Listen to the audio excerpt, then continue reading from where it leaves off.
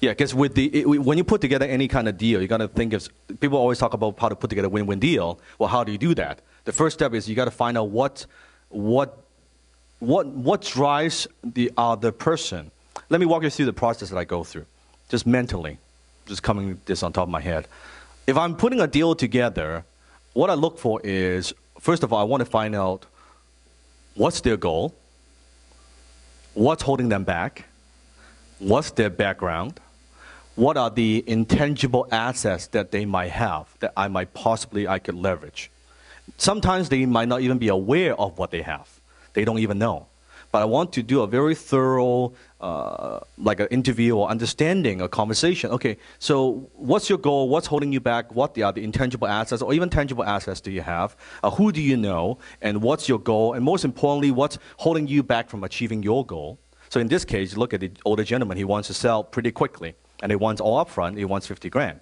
And then the supplier, of course, wants to grow the business. Once you know that the hot button, okay, let's work something out, and then you can put some kind of deal together.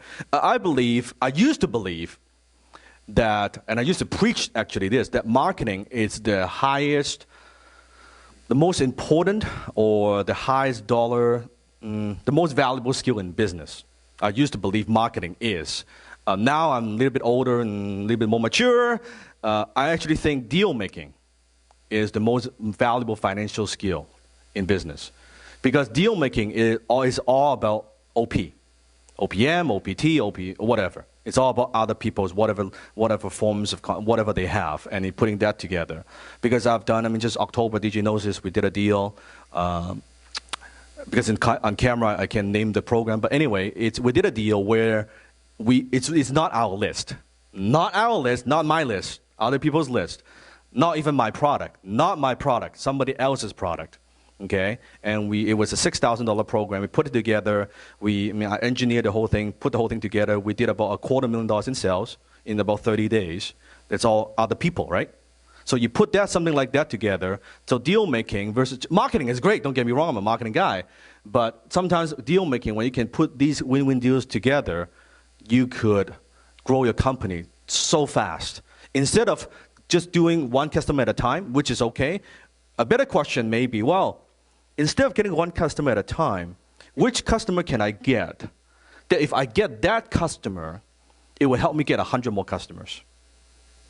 I.e., whatever industry, if I could get, I'm just making this up, if I could get Microsoft in the IT industry, even though maybe it's I lose a little bit of money up front, but if I can get Microsoft, how can I leverage that to get other companies?